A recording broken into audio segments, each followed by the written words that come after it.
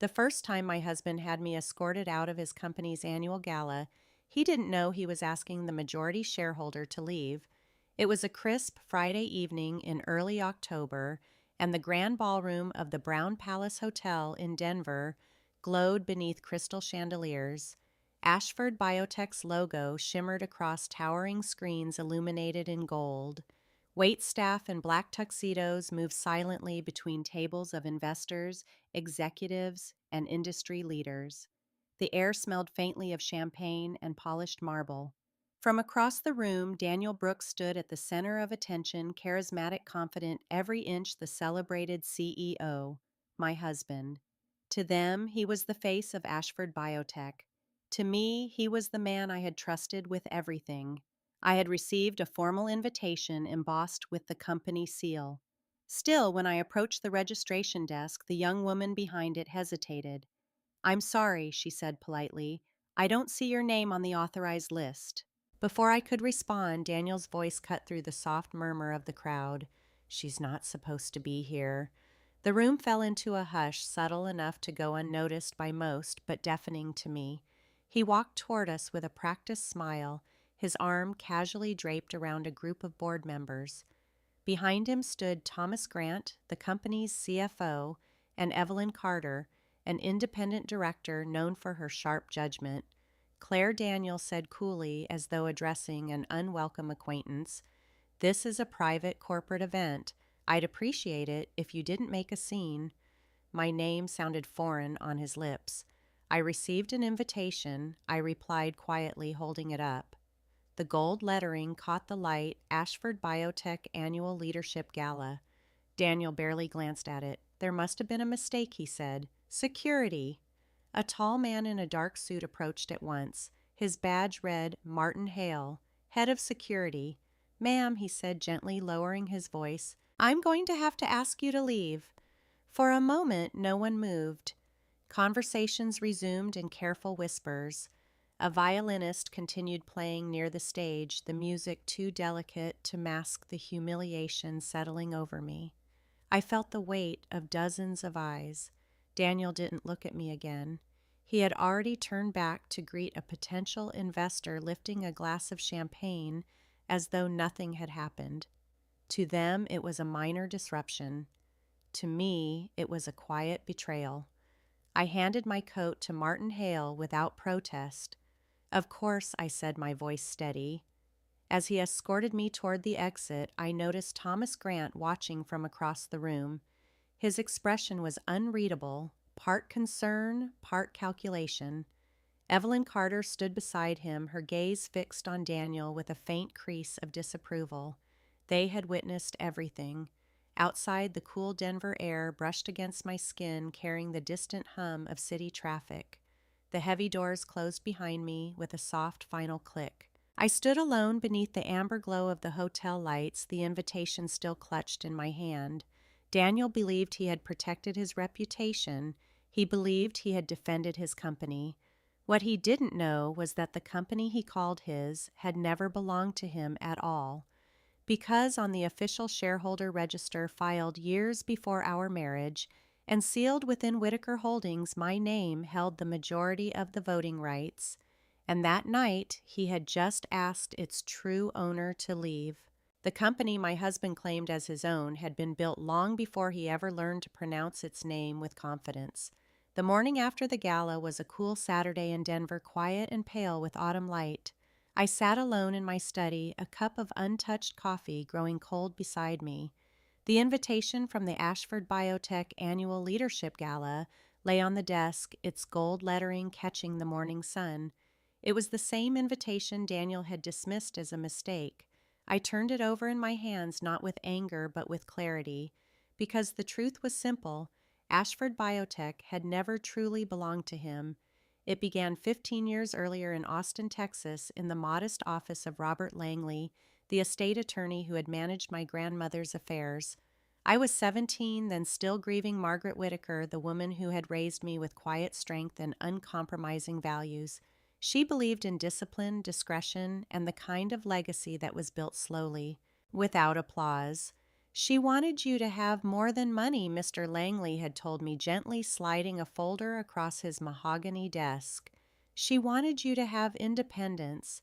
Inside were the documents establishing the Whitaker Family Trust. Years later, when I was 24, those funds became the seed capital for a fledgling biotechnology startup. The company had a promising concept but lacked financial backing. I provided it through Whitaker Holdings LLC on one condition, that the business would be governed with integrity. That was when Daniel Brooks entered my life. We met at an industry conference in San Diego. He was articulate, ambitious, and disarmingly charming. Where I was methodical, he was bold. Where I preferred strategy, he thrived in the spotlight. He spoke about innovation as if it were a moral calling, and I believed him. At the time, I thought we complemented each other. When Ashford Biotech was formally incorporated, my capital secured its future. While Daniel's leadership gave it a voice, he became CEO. I became its silent architect, retaining the majority shares through Whitaker Holdings. It was a practical decision, one that allowed the company to grow without attracting unnecessary attention. For years, it worked. I stayed behind the scenes, reviewing quarterly reports and attending select board meetings when necessary. Daniel accepted industry awards, appeared on magazine covers, and delivered keynote speeches. I never needed recognition. It was enough to know the foundation was secure, or so I believed. On my desk now rested a leather-bound folder containing the original share certificates. My name, Claire Whitaker, was printed clearly on the majority stake. Beside it lay the trust documents bearing my grandmother's signature, preserved like a promise across time. I traced the embossed seal with my fingertip, remembering her voice. "True power doesn't need to announce itself," she used to say. "It reveals itself when it must." I had repeated those words to myself throughout my life, never imagining how soon they would become necessary. Daniel had always known I was an investor. What he never fully understood was the extent of my authority. Perhaps I had allowed that misunderstanding to grow out of trust, out of love, or simply out of the belief that respect did not need to be demanded. But the memory of the gala lingered.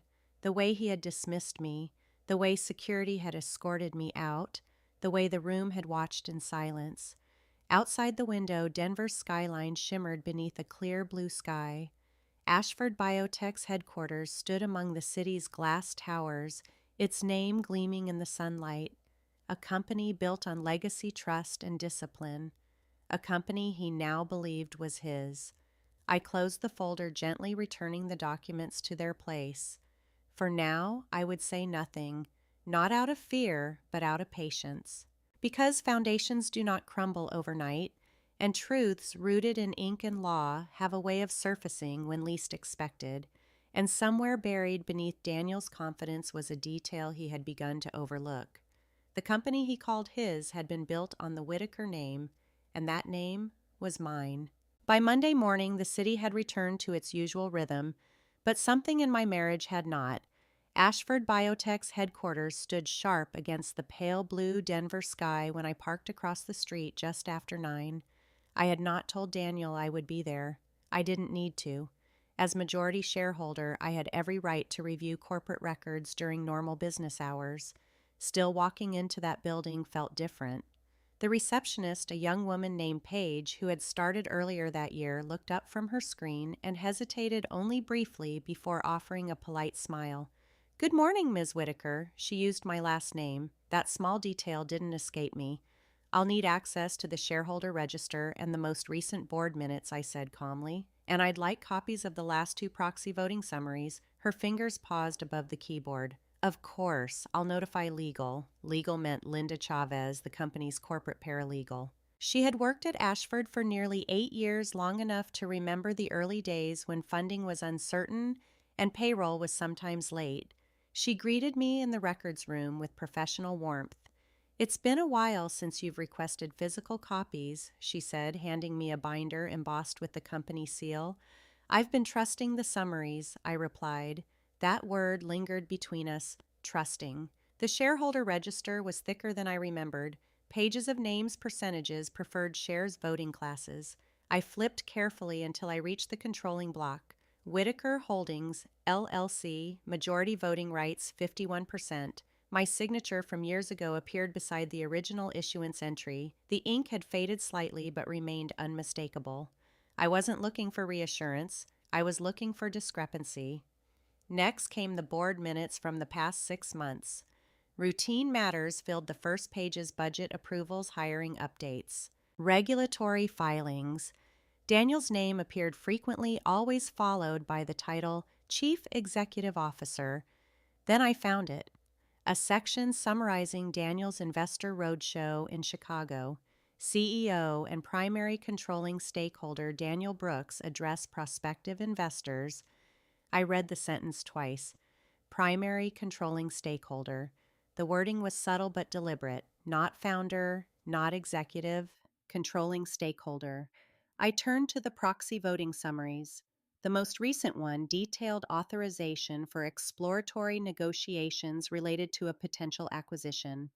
The vote tally listed Whitaker Holdings as present but represented by proxy. I had never assigned a proxy for that meeting. Linda, I said gently, keeping my voice even, who submitted the proxy form for Whitaker Holdings at this meeting? She hesitated just briefly. It was included with the general proxy packet distributed by Executive Office. It was assumed to be pre-cleared. By whom? By the CEO's office. There it was not a scandal, not yet, just a crack. I didn't accuse, I didn't react. I simply requested a certified copy of the proxy form and the meeting attendance log. As I closed the binder, Thomas Grant stepped into the records room. The CFO had a way of appearing when conversations turned serious. "Claire," he said carefully, folding his hands. "Everything all right. I'm reviewing documentation," I replied. "Routine governance." His eyes lingered on the open register. He knew what it meant. He had always known. "Let me know if you need clarification," he said quietly before stepping back into the hallway. When I left the building, the weight of the documents in my briefcase felt heavier than paper should. Daniel hadn't just embarrassed me at a party. He had begun rewriting the narrative of ownership publicly, and now, perhaps, procedurally. It wasn't proof of betrayal, not yet. But it was the first verifiable detail that didn't align with the truth inked years ago under my grandmother's trust. And once a discrepancy exists in writing, it rarely stands alone. By Tuesday afternoon, the silence between Daniel and me had grown deliberate. He left early that morning for what he called investor follow-ups, offering no mention of the board minutes I had reviewed or the proxy vote filed under Whitaker Holdings. If he suspected I had begun looking into the records, he gave no sign. That restraint unsettled me more than confrontation would have. At 1:30, I walked into the offices of Kaplan and Reed on 17th Street. The firm specialized in corporate governance and securities compliance. Andrew Kaplan had built a reputation over 3 decades advising mid-sized public companies across Colorado. He was not dramatic, not aggressive, just precise. His office overlooked Civic Center Park, where late-season leaves clung stubbornly to the trees. "Claire," he said, as we shook hands, his tone respectful but cautious. "You mentioned discrepancies in board documentation." I placed the leather folder on his desk, the same one that held the shareholder register, the proxy summary, and copies of recent board minutes. "I want clarity," I said. "Nothing more." He adjusted his glasses and began reading in silence. Minutes passed. The faint hum of downtown traffic drifted through the windows. I watched his expression change subtly, not alarm, not outrage, but concentration. "Primary controlling stakeholder," he read aloud from the Chicago Roadshow summary. "That language is imprecise at best." "It isn't accurate," I replied. He nodded once. We moved to the proxy form submitted under Whitaker Holdings. Andrew compared the signature authorization line to the corporate bylaws. He then flipped to the attendance log. "Did you execute a proxy assignment for this meeting?" he asked. "No." He leaned back in his chair. "Then the representation of your voting rights through executive office channels raises procedural concerns." He did not say breach. He did not say misconduct, but the word concerns carried weight. We reviewed the bylaws together. Section 4 detailed voting procedures for majority shareholders. Section 6 outlined fiduciary obligations of the CEO to present accurate ownership information to investors. If there has been a pattern of misrepresentation, Andrew said carefully, it would require documentation before any formal step is taken. Pattern, the word lingered. I'm not interested in escalation, I said quietly. I'm interested in accuracy. He gave me a steady look. Accuracy in governance often leads to escalation. By the time I left his office, the autumn light had begun to fade over Denver. I carried certified copies of the shareholder register and a formal request drafted for additional board documentation. Nothing had been filed yet, no letters had been sent, but the process had begun. When I arrived home that evening, Daniel was already there. He stood in the kitchen reviewing something on his phone, his expression tight. "Evelyn called me," he said without greeting. Evelyn Carter, the independent director who had witnessed the gala incident. "She mentioned you were reviewing corporate records." I set my briefcase down carefully. "As majority shareholder, I'm entitled to." His jaw tightened, but he forced a smile. "You've always trusted me with operations. Trust and oversight aren't the same," I said evenly. For a moment, the air between us felt fragile. "You're overreacting to the gala," he said. It was a misunderstanding. I didn't respond, because the gala was no longer the issue. Later that night, alone in my study, I placed the certified copies beside the original trust documents. The Whitaker seal rested beside Ashford's corporate emblem, two histories intersecting on my desk. I wasn't ready to confront him, but I was no longer standing still. Somewhere within the layers of Minot's proxies and filings, there was either an explanation or something far more serious. And if it was the latter, it would not remain hidden for long. By Wednesday morning, the weight of paper felt heavier than memory. I returned to Kaplan and Reed just after 10, carrying the certified proxy form Andrew had requested from Ashford's records department. The sky over Denver was overcast, the kind of gray that made everything feel closer, more contained. Andrew didn't waste time on pleasantries. He laid the proxy form beside the company bylaws and adjusted his glasses. "Let's walk through this carefully." The document listed Whitaker Holdings, LLC, as present by proxy at the September board meeting. The signature line bore a scanned authorization, my name typed beneath it. But the signature itself was not mine. It was close. Close enough that a casual observer might accept it. But I had signed enough legal documents in my life to recognize the difference in pressure and curvature in the way the final R in Whitaker always dipped slightly lower. "This wasn't executed by me," I said quietly. Andrew nodded. "The authorization line indicates it was transmitted through executive office channels, Daniel's office." We turned to the board resolution attached to that same meeting. It authorized preliminary negotiations for a strategic acquisition language broad enough to shift financial exposure significantly. The resolution had passed with Whitaker Holdings marked as voting in favor. If your majority vote was misrepresented, Andrew said evenly that resolution would lack proper authorization under the bylaws. He did not dramatize it. He simply stated the implication. Improper authorization meant vulnerability. Vulnerability meant exposure not just for Daniel, but for the company itself. I felt something shift inside me. Then, not anger, not even betrayal, but clarity. "This isn't about embarrassment anymore," I said. "It's about governance." Andrew leaned forward slightly. "Claire, once you challenge this formally, there's no returning to informal resolution." I knew what he meant. A formal challenge would trigger review by the board's independent directors. It would invite scrutiny into Daniel's actions as CEO. It would become part of corporate record. And it would fracture my marriage beyond repair. That was the moral line. For days I had told myself I was seeking understanding, that perhaps there had been a procedural oversight, that maybe an assistant had made an administrative error, but the proxy bore intentional formatting. It had been prepared, submitted, logged, not accidental. I thought of my grandmother's trust documents resting in my study, of the embossed Whitaker seal beside Ashford's corporate emblem, of the gala night Daniel turning away as security escorted me out. This wasn't a misunderstanding. It was control. If I remained silent, I would be complicit in allowing governance to bend around convenience.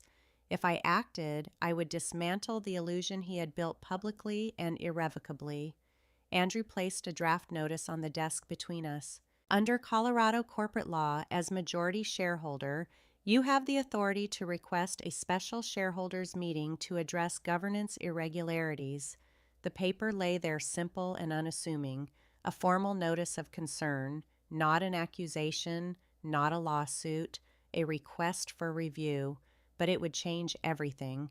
I took a pen from my bag, the same pen I had used years ago to sign the original share issuance under Whitaker Holdings. For a moment, my hand hovered above the page. I thought about Daniel standing in that ballroom calling the company his, about the room watching as I was escorted out. Then I signed. The ink settled into the paper with quiet finality.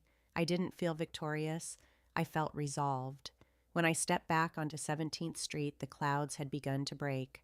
Light filtered through in narrow beams across the city. I wasn't ready to confront Daniel, not yet, but the silence between us had ended. The next step would no longer be private. By Thursday morning, the certified notice had been delivered. Colorado corporate law required formal service to each board member, and Andrew made certain it was handled precisely. The request for a special shareholders meeting filed under Whitaker Holdings, LLC, cited governance irregularities and voting authorization concerns. It did not accuse, it did not dramatize, it simply required review. At 9:15, my phone vibrated. Daniel, I let it ring once before answering. What exactly are you doing? He asked without preamble. I'm exercising my rights as majority shareholder, I replied evenly. A pause.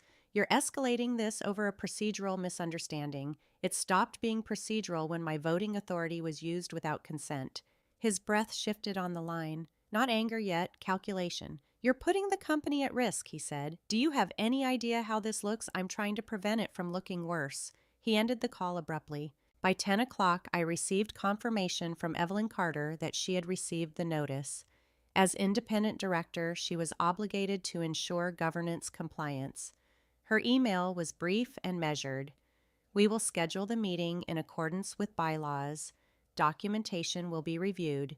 No judgment, no reassurance, just process. Thomas Grant sent a separate message later that morning asking if we should prepare revised financial summaries in anticipation of board questions. His tone was neutral, but there was a subtle alignment in it, a recognition that this was no longer personal tension between spouses. It was institutional. By early afternoon, Daniel called an unscheduled executive session without me present. I learned of it through Linda Chavez, who quietly forwarded the calendar update.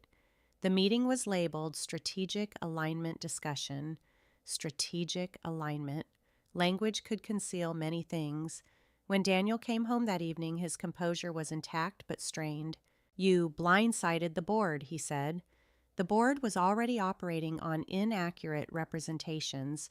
You're assuming intent. I'm acknowledging documentation. He stepped closer, lowering his voice. Claire, do you understand what happens if investors hear about this? Stock confidence is fragile. I understand fiduciary duty. For the first time since the gala, he looked uncertain. You're overcorrecting, he said. There are internal ways to resolve this. I'm following the internal process, I replied. That was the difference. I wasn't acting outside the system. I was using it. Later that night, I reviewed the bylaws again. Section 4 detailed the mechanics of calling a special meeting. Section 6 outlined removal procedures should governance violations be substantiated. I wasn't there yet. I hadn't invoked removal. But the pathway existed. The certified copies of the shareholder register and proxy form lay beside the formal meeting notice on my desk. 3 documents, each quiet, each binding. This was no longer about humiliation at a gala.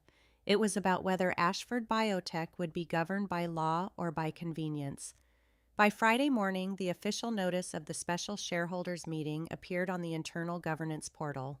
Date to be confirmed pending scheduling coordination. Daniel's name remained listed as CEO for now, but the process had begun, and processes, when properly initiated, move forward with a force that cannot easily be reversed. He had tried to remove me from a room. Now the room itself would have to answer to me. The official notice was posted on Monday morning. By 8:30, Ashford Biotech's internal governance portal displayed the announcement a special shareholders meeting had been scheduled for the following week. The language was precise, formal, and impossible to ignore. It cited governance concerns and the need to review voting authorizations. It bore the authority of Whitaker Holdings, LLC, and my name. The reaction was immediate. Emails circulated quietly among executives. Assistants whispered in hallways. Department heads avoided eye contact. The air inside the Denver headquarters felt heavier, as though the building itself understood that something fundamental had shifted. By mid-morning, Daniel made his move. He summoned an emergency executive session and issued a company-wide memorandum emphasizing stability, continuity, and investor confidence. The message reassured staff that Ashford Biotech remained under strong leadership. It did not mention my notice directly, but the implication was unmistakable. Control the narrative before it controls you. At 10:15, I received an email from Human Resources informing me that my access credentials had been temporarily restricted pending an internal review of authorization protocols. My company email was suspended. My security badge was deactivated. The irony was quiet and precise. The majority shareholder had been locked out of her own company. I read the message twice before forwarding it to Andrew Kaplan. His reply arrived within minutes. This action raises serious governance concerns. Do not respond directly. We will address it formally. Moments later, Thomas Grant called. I assume you've seen the HR notice, he said, his voice low and careful. I have. A pause lingered between us. This wasn't approved by the board, he added. It came directly from the executive office. Daniel. Thank you, Thomas, I said. That's all I needed to know. By noon, I received another message, this time from Evelyn Carter. Claire, I have requested clarification regarding your access. No action affecting shareholder rights should occur without board review.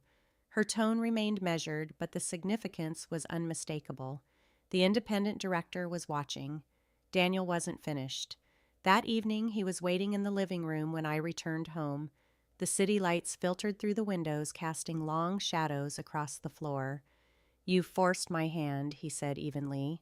"I've followed procedure," I replied. "You've jeopardized investor confidence," he continued. "If this escalates, it could damage the company and both of us." "I'm protecting it," I said quietly. He studied me, searching for hesitation. Finding none. "You could have come to me," he said. "I did," I answered. "You had me escorted out." The memory settled heavily between us. For the first time, his composure faltered. "This isn't just business anymore," he warned. "It's personal." "It always was," I said. Silence filled the room. Later that night, I sat alone in my study, the certified copies of the shareholder register spread before me. The Whitaker Family Trust documents rested beside them, their embossed seal catching the soft glow of the desk lamp. Every step I had taken had been lawful, every document verifiable, every decision deliberate. Yet the risks were no longer theoretical. Daniel had drawn his line. He had attempted to isolate me, undermine my authority, and control the narrative before the truth could surface. If successful, he could delay the meeting, sway uncertain board members, and erode confidence in my claims. For the first time, I allowed myself to acknowledge the cost. This was no longer merely a matter of governance. It was the end of my marriage. I closed the leather folder and placed my pen on top of it, the same pen I had used to sign the notice. There would be no retreat now. Because once the truth is entered into the corporate record, it cannot be erased, and neither can the consequences. The special shareholders meeting was scheduled for Thursday morning. At precisely 9 o'clock, I stepped into the executive conference room on the top floor of Ashford Biotech's Denver headquarters. Floor-to-ceiling windows overlooked the city, the autumn sun casting pale light across the polished mahogany table. It was the same room where Daniel had celebrated milestones and secured investor confidence. Today, it belonged to governance, not to him. Evelyn Carter, the independent director, sat at the head of the table with composed authority. Thomas Grant, the CFO, reviewed a stack of financial summaries beside her. Andrew Kaplan had taken his place as legal counsel to Whitaker Holdings. Linda Chavez was present as corporate recorder, preparing to document every word. Daniel stood near the windows, his posture composed but rigid. When our eyes met, his expression remained unreadable. "Let the record reflect," Evelyn began, her voice calm and precise, "that this special shareholders meeting has been convened in accordance with the bylaws of Ashford Biotech." The room fell silent. I took my seat without hesitation. For the first time, no one questioned my presence. Andrew placed the certified shareholder register on the table. The leather-bound document rested beside the Whitaker family trust papers, symbols of authority inked long before Ashford's name had become known in the industry. Evelyn nodded. "We are here to review governance concerns regarding proxy authorization and representations of ownership." Daniel folded his hands. "I welcome transparency," he said evenly. "Any procedural irregularities were unintentional and executed in good faith for the company's benefit." His tone was measured, controlled, carefully crafted for the board. Andrew spoke next. "The proxy submitted under Whitaker Holdings LLC lists representation by executive authorization. Ms. Whitaker confirms she did not grant such authority." He slid the certified copy forward. Thomas adjusted his glasses, studying the document. "This discrepancy warrants formal review." Daniel's gaze sharpened. "Claire has always entrusted executive matters to my office. Any administrative oversight can be clarified internally." I met his eyes, steady and composed. "Entrustment does not replace consent." A faint shift moved through the room. Evelyn turned toward Daniel. "Were you aware of the proxy submission on behalf of Whitaker Holdings?" Daniel hesitated just long enough to register. "It was handled through standard executive channels," he replied. "I assumed proper authorization had been secured." Assumed. The word settled heavily in the silence. Linda recorded each statement with methodical precision. Andrew continued. "Additionally, public representations during investor briefings identified Mr. Brooks as the controlling stakeholder. Documentation indicates otherwise." Thomas glanced at me. Then back at the board minutes. "This matter carries potential implications for investor disclosures." The tension in the room deepened, not chaotic, but controlled, institutional. No accusations were raised, no verdict was issued, only process. Evelyn folded her hands. "Given the documentation presented, the board will initiate an independent review. Until its conclusion, all governance actions related to ownership representation will require board oversight." Daniel's jaw tightened. It wasn't a defeat, but it wasn't a victory either. It was accountability beginning to take form. As the meeting adjourned, Daniel approached me quietly. "You've made your point," he said under his breath, "but you're risking more than you realize." "I'm protecting what was never yours to risk," I replied. He studied me for a moment, searching for hesitation. He found none. Outside the conference room, the hallway buzzed with restrained speculation. Assistants spoke in hushed tones, and executives glanced discreetly as I passed. For the first time since the gala, I felt the balance of power begin to shift, not through confrontation, but through truth. Later that afternoon, I returned to my study. The shareholder register board, minutes, and trust documents lay arranged neatly on my desk. The system had begun to move, not swiftly, not dramatically, but lawfully, and in institutions built on record and reason, lawful movement was irreversible. Justice had not yet been delivered, but it had been set in motion. The final decision came the following Wednesday morning. At precisely 9 o'clock, the Ashford Biotech Board reconvened in the executive conference room overlooking downtown Denver. The autumn sky was clear, the city bright beneath the early sun. It was the kind of morning that suggested certainty, crisp, unforgiving, and impossible to ignore. The independent review had concluded. Evelyn Carter sat at the head of the table, her posture composed and resolute. Thomas Grant reviewed the finalized financial summaries.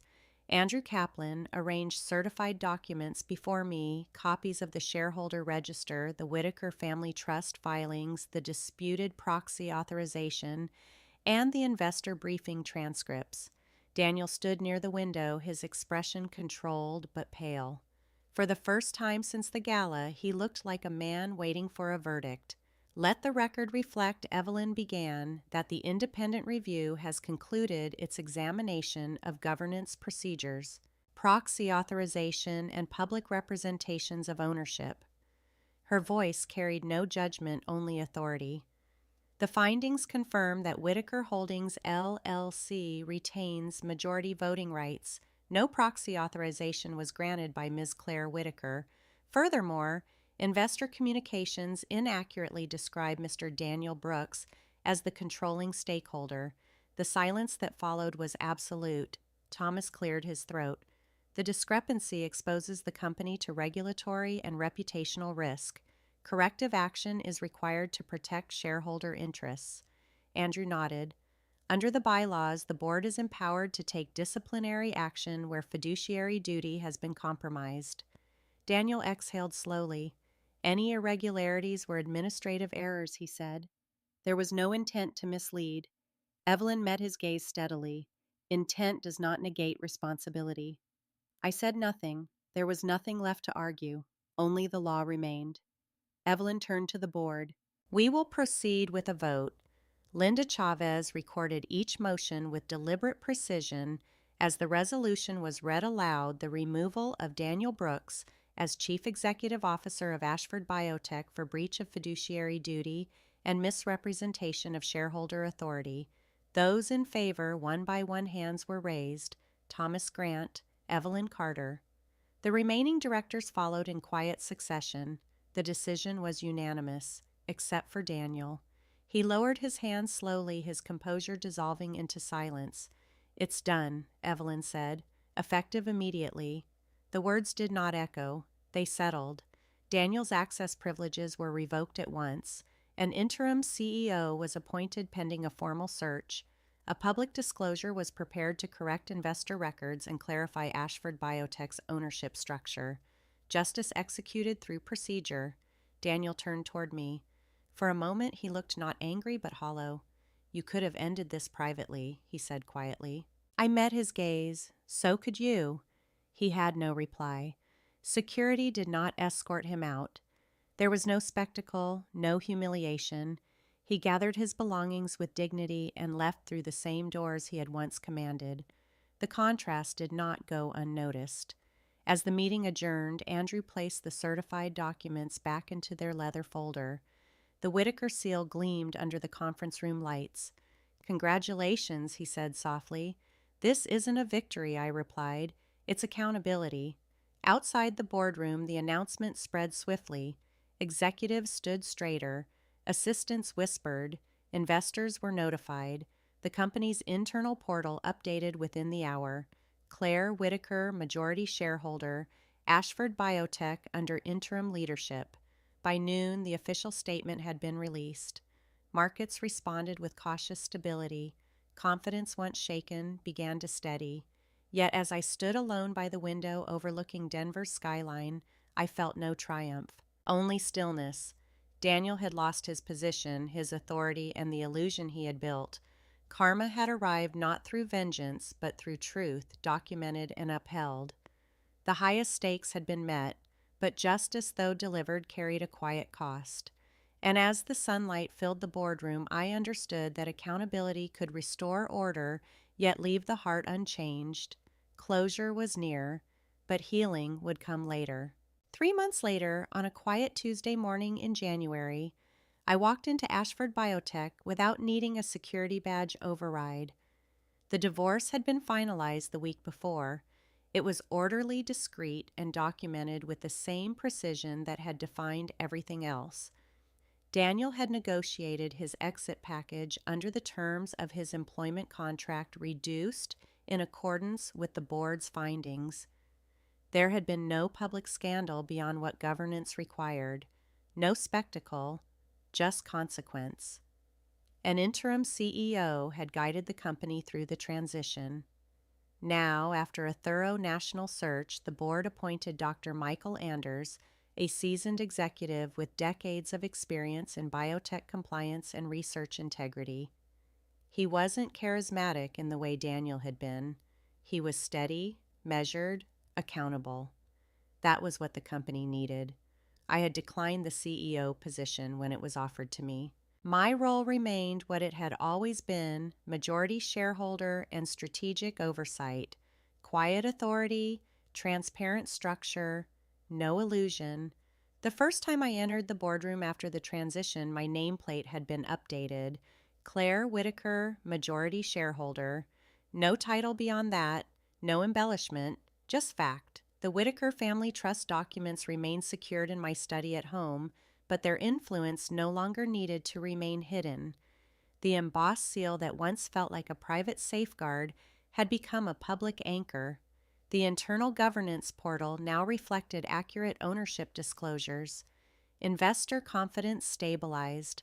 The stock held steady through the quarter. Employees who had once whispered in hallways now spoke openly about long-term strategy and research goals. Integrity, I learned, does not create noise. It creates stability. Daniel relocated to another state. I heard that he accepted a consulting position with a smaller startup. There were no dramatic confrontations, no lingering public disputes. His career continued, but without the authority he once assumed was untouchable. Karma had not destroyed him. It had corrected him. On a cold afternoon later that week, I visited my grandmother's grave in Austin while traveling for a trust audit review. The Texas sky was wide and pale, the wind steady against the stone marker engraved with her name. I kept it intact, I said softly, though no one else was there to hear. The company she funded remained whole. Its governance had been restored. Its purpose, innovation, grounded in responsibility, had not been compromised. For the first time since the gala, I felt something loosen in my chest. Not triumph, release. Daniel had once believed power came from visibility and applause. I had learned that it comes from structure and restraint. Back in Denver, as I stood at the window overlooking the city skyline, I understood that healing is not dramatic. It is quiet. It is choosing not to carry bitterness into the next chapter. The gala night no longer replayed in my mind. Security escorting me out had felt like humiliation then. Now it felt like a turning point. He had asked the majority shareholder to leave her own company. In doing so, he reminded me exactly who I was. Justice had been delivered through process. Accountability had followed documentation. The marriage had ended, but my integrity had not. And that was enough. If you've ever faced betrayal or watched justice unfold slowly through patience and truth, I'd love to hear your perspective. Share your thoughts below, and if this story resonated with you, consider following along for the next one. Sometimes the most powerful victories are the quiet ones.